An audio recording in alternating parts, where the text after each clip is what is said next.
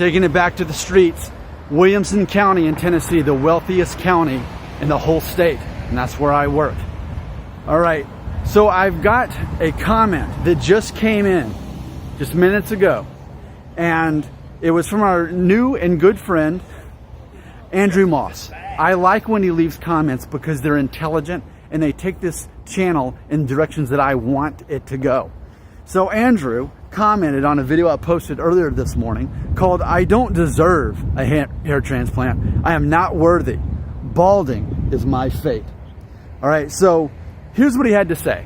And as we break down this comment, what we're going to see is it's always a reflection of I'm at a different place in my hair loss journey than most of the people who watch my videos. And this is an example of that. So let's read this, and because we need to understand ourselves better. We're all at different places. Like I said, there's those stages of hair loss grief. Have you watched that? Have you watched that video yet? All right, here's the comment.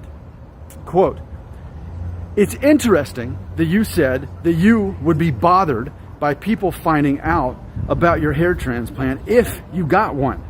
I think the opposite. It makes a great conversation if you were able to talk about your hair loss struggles with somebody. Most people would be fairly accepting of the fact you decided to take action on something that bothers you. There's no shame in that." End quote. Ooh, black Jeep. Love Jeeps. Okay, here's the thing. I agree 100% with Andrew on this, based on someone who that's their perspective.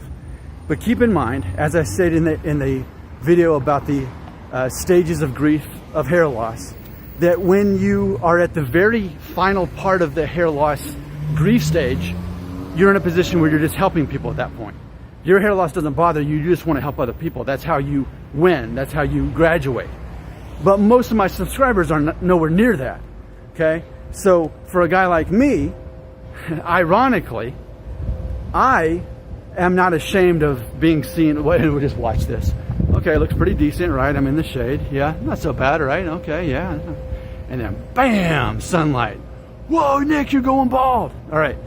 So for me, here's the irony in this.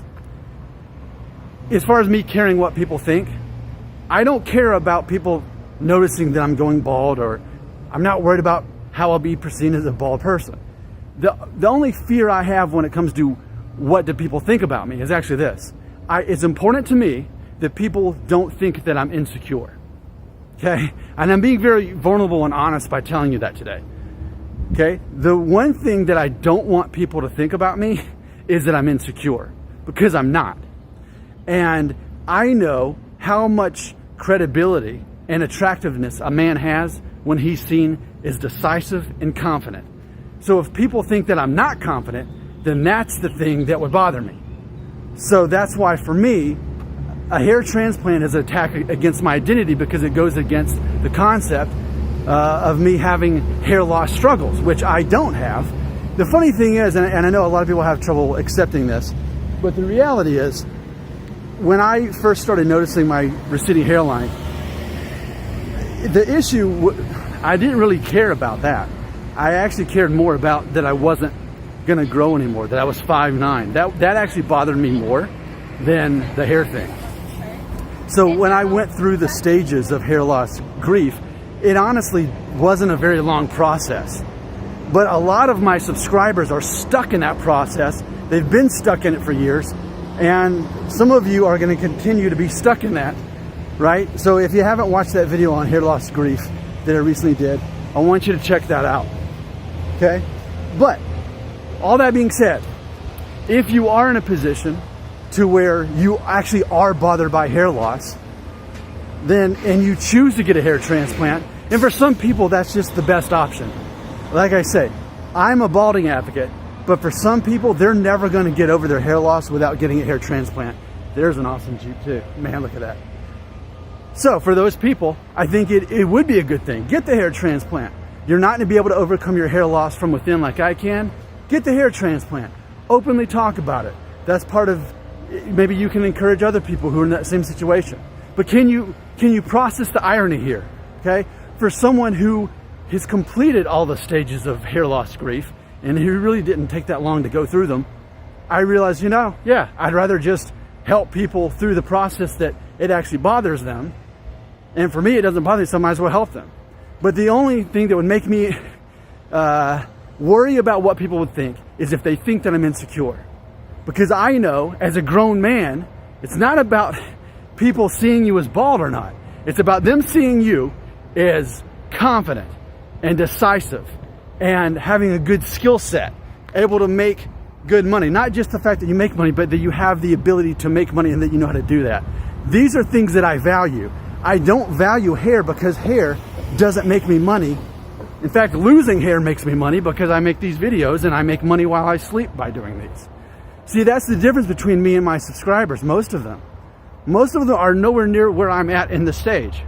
So they can understand that I'm helping people that actually need the help. Meanwhile, I don't need the help. So for insecure people, maybe a hair transplant is ultimately what you need to do, because you'll never internally realize how little hair matters and how much all this other stuff does. It's a challenge. It's a challenge for a lot of people to process that I don't care about hair. I just want to help people because that's where I'm at. So if you think you should get a hair transplant, maybe you should. And maybe you should talk about it and tell other people about it. But as for me, the biggest attack and the only way, see, just like with any villain or superhero, they have some kind of weakness, right? So the only weakness that any of us know about, that I have, is I'm worried that people will think I'm insecure. Well, I'm not worried about it, but if that ever is implied, I'll be quick to defend that. Because part of my, so many good Jeeps. Because for me, my identity is tied up in the fact that I am perceived as confident, because I am. I don't want there to be misunderstanding about that. So therefore, a hair loss, a hair transplant is out of the question.